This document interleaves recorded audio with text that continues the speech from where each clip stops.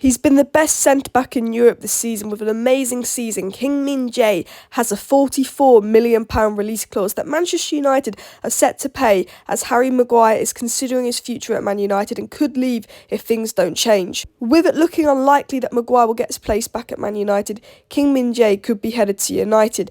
De Jong could also be headed to Manchester United this summer as the saga continues, and Ten Hag believes that he can get De Jong in the summer as he'll want to leave Barcelona. But the main target for Manchester United this summer remains Borussia Dortmund midfielder Jude Bellingham. Hello and welcome back to Alice Talks Football, and welcome back to another Manchester United news and transfer news update show, talking about all the latest United transfer news going around for January and the summer, the ins, the outs, the rumours. Remember this, Ten Hag, Richard Arnold and Murphy have said they've pretty much ahead of schedule in their transfer planning. They've already planned their transfers for next summer, so there's a lot of reliability in the rumours because they are coming from reliable sources. And all the players we're linked to, I'm sure United are in for. Whether we'll get them or not is another story. Also, if you're unaware, Chelsea have just gone and fucking got Christopher Nkunku. Was not expecting that today. Shame, because I'd like him at United, but it just shows that clubs are already planning for next summer. They're already doing things. Obviously, United aren't as productive as Chelsea in their transfer window, so I don't know if we'll be doing anything. But it's interesting because we've been linked to Gakpo, Bellingham, De Jong, Kim Min Jae, loads of players, Julian Timber, that I'm going to get into in today's show. And maybe we'll take a leaflet out of Chelsea's book and maybe get something done early for January, maybe get something done early for the summer. But I don't expect it because it's Man United. But please do smash that like button.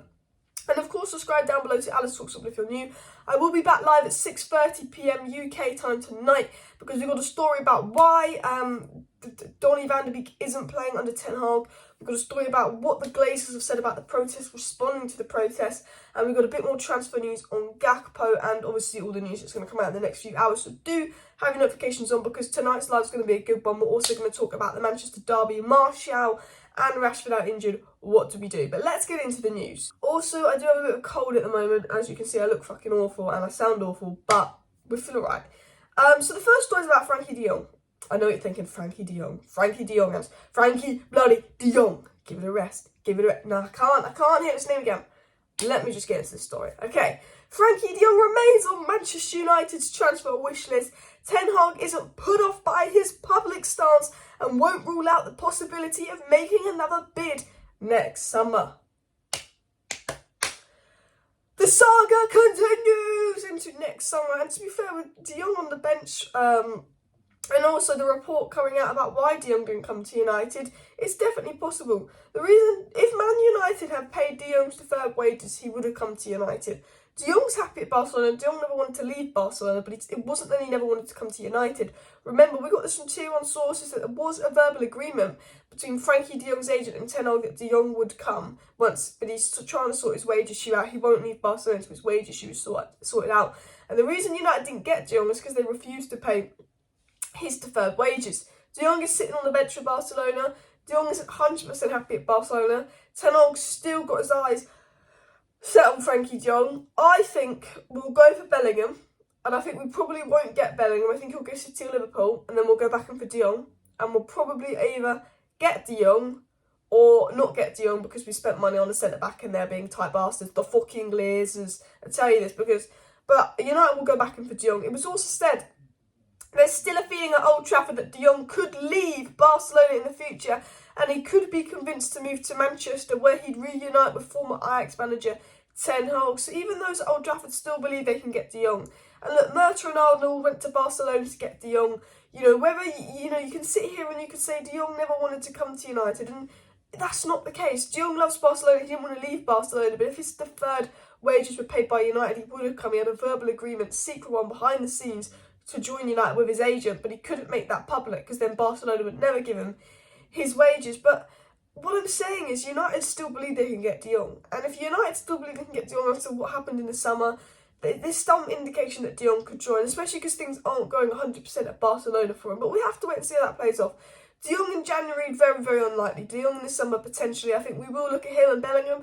I think we will look at centre-back and we will look at a striker in the summer and a goalkeeper. I think it'll be striker, midfielder, centre-back and goalkeeper in the summer. And the fact that United have organised all their transfer plans and stuff, and it's just come out saying they want a striker, a midfielder, a centre-back and a goalkeeper, It's very obvious that's what we're going for in the summer, but I know what the board are like. They'll give Ten Hag 2 of his 4 targets, to be honest. But they did also say, Rob Dawson did also say, he's a good journalist, Manchester United are not planning a major revamp of their squad in January and will instead wait to the summer to make further changes. Surprise, surprise, I don't think much is going to happen in January. If something's going to happen in January, it will be Cody Gakpo, which I will talk about in my live stream tonight. We've got some news on Cody Gakpo from Tier 1 sources about him joining United in the summer, which would be a great signing. There are rumours about Ronaldo leaving in January. That potentially could be movement. But as I said, John Murr came out and said, yeah, we're looking for next summer, but we're not going to spend as much money as we spent this summer next summer.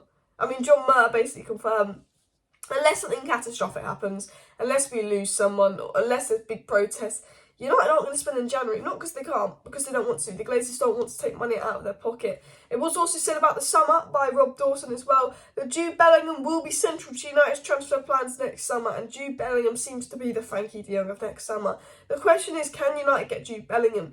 If we have a good season under Ten Hag and we get top 4 and we're playing good football and we look like a squad that's going somewhere and developing, I could see us getting Jude Bellingham. But if I'm being honest, Man City seem a midfielder short because Bernardo Silva will want to leave, even though he's a different profile to Jude Bellingham. Gundogan's getting older. I could see City going in for Bellingham. I could see Liverpool obviously want Bellingham. I think if we finish above Liverpool, then we get Bellingham. But I think if Liverpool finish above us, they probably get Bellingham. I do see Bellingham go to Liverpool. But can Ten Hag change his mind? Maybe. Now, another player United might be getting, and this might be a player that you haven't heard of, but this is a very, very good player who's probably been the best centre-back outside the Premier League this season in terms of actually current form. And this was said by a very good journalist, Alfredo Padella, who is a Tier 1 source, saying that paying £44 million for Napoli defender Kim Min Jae would not be a problem for Man United. He obviously has a release clause in his Napoli contract. He's only just gone there. He's been fucking incredible, and United need a centre-back. We know United wants a centre-back, with probably Maguire leaving, which I will get into as well. So Kim Min Jae has been very good at Napoli, and it would be a very good signing for United to go into the defence. And maybe Maguire leaves, we get 20 million for Maguire, we buy this guy for 44 million, we go and get a Bellingham and we go and get a Gakpo, and we go and get a goalkeeper, and we can find a long-term striker. Probably not. I mean, we've been linked to Tammy Abraham, but striker market is crazy. It very much seems very early on, we're only in October, that we're getting strong ideas of what United could be doing in January and summer.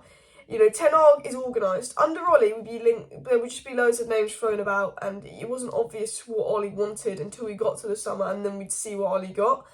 Whereas Ten Hag, it's very obvious he has a plan, because we were linked to Anthony and Timber from the beginning of the transfer window, Martinez from the beginning of the transfer window. The only signing we got that seemed to be off plan was Casemiro, because we didn't get De Jong.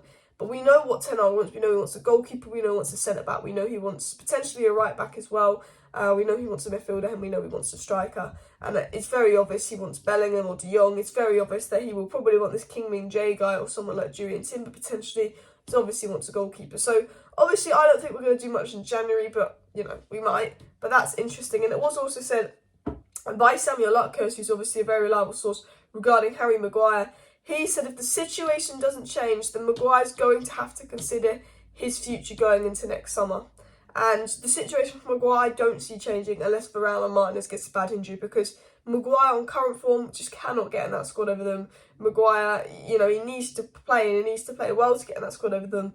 And Martinez is going to be the undroppable guy under Ten Hag, because that is Ten Hag's signing. So it's between Maguire and Varane.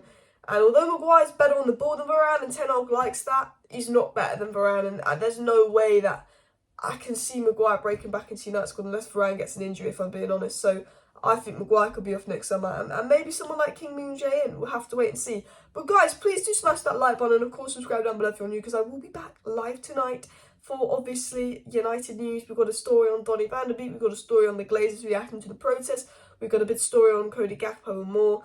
Sorry there's been a little less live streams at the moment, but as of tomorrow we'll be going back to 6 live streams a week instead of 4, so do subscribe for that. See you next time, bye.